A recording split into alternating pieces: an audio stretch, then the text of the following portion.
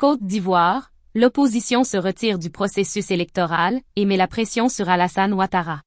Empêcher la distribution et le retrait des 7,5 M de cartes d'électeurs, comme du matériel électoral, la tension monte à Abidjan où l'on craint une entrée dans le cercle de la violence avec le boycott des élections par l'opposition.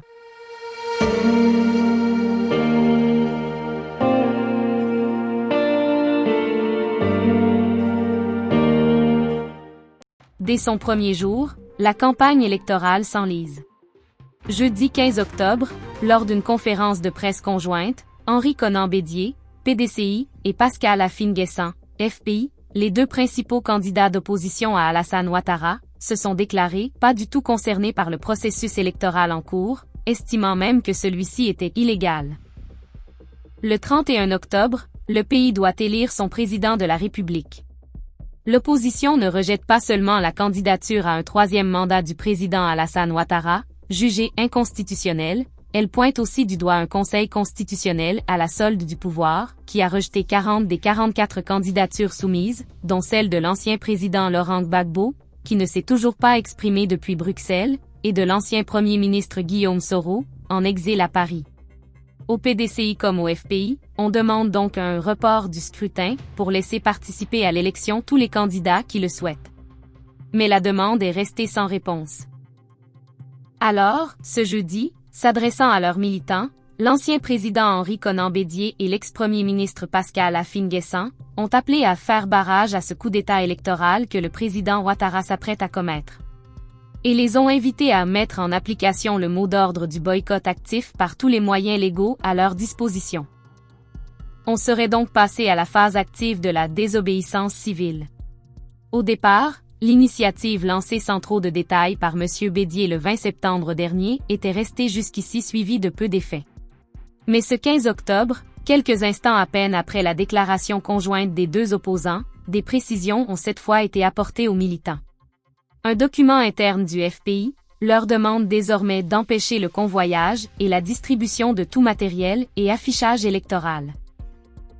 Ce message enjoint aussi les partisans des opposants d'empêcher les meetings de campagne, alors même que de nombreux rassemblements à Abidjan comme ailleurs dans le pays sont prévus par le camp du président Ouattara dans les prochains jours.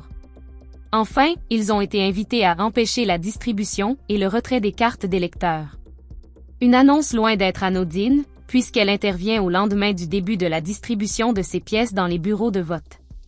Organisée par la commission électorale indépendante, dont l'opposition exige la réforme, l'opération concerne 7,5 millions d'Ivoiriens. Cette déclaration de l'opposition consacre donc l'échec du dialogue politique entre les deux camps, observe Arsène Bado, analyste politique et auteur du rapport Les élections incertaines publié en 2019 au Simon Skiod Center. Ces dernières semaines, l'opposition tergiversait sur sa participation au scrutin.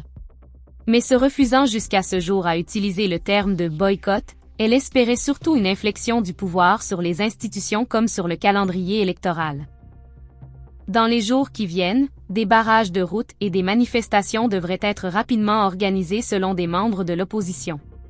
Et pour beaucoup, l'annonce de ce boycott sonne le début d'une période d'incertitude dans le pays. Ce jeudi soir, un proche du candidat Henri Konan Bédié se disait même inquiet par cette épreuve de force qui pourrait mener à des affrontements. Alors que d'un côté se préparait ce boycott, des discussions continuaient avec le pouvoir pour tenter de calmer le jeu mais en vain. Ouattara s'entête, il a déjà mis ses pancartes de campagne un peu partout à Abidjan, il est dans une logique de passage en force et la démocratie fout le camp. Mais nous n'allons pas nous laisser faire, et cela mènera sans doute à la violence car les Ivoiriens sont dépassés, observait ce 15 octobre, le secrétaire national du Front populaire ivoirien, FPI, Arthur Kess. Reste qu'avant de se lancer dans ce boycott actif, les soutiens des forces d'opposition avaient encore quelques interrogations jeudi soir. Sera-t-on suivi par les autres leaders politiques de l'opposition? En a-t-on réellement les moyens? Quelle sera la suite si on échoue? S'interrogeait un proche d'Afine-Guessan, avant de répondre que finalement, tout cela c'est la grande inconnue. Dans ce flou général, une certitude demeure cependant, c'est que le PDCI et le FPI se disent encore prêts à s'installer à la table des négociations avec le pouvoir. En politique, tout est toujours possible. S'il y a une inflexion, on pourrait nous aussi faire un pas vers eux, assure même un proche de M. Bédier. Mais pour l'heure, rien ne semble altérer la sérénité du clan Ouattara sûr de sa victoire au premier tour. On y estime même que s'ils n'y vont pas, c'est un forfait de leur part qui ne disqualifie pas l'équipe victorieuse. De toute façon, la CI a déjà imprimé les bulletins. Leurs scores seront donc comptés.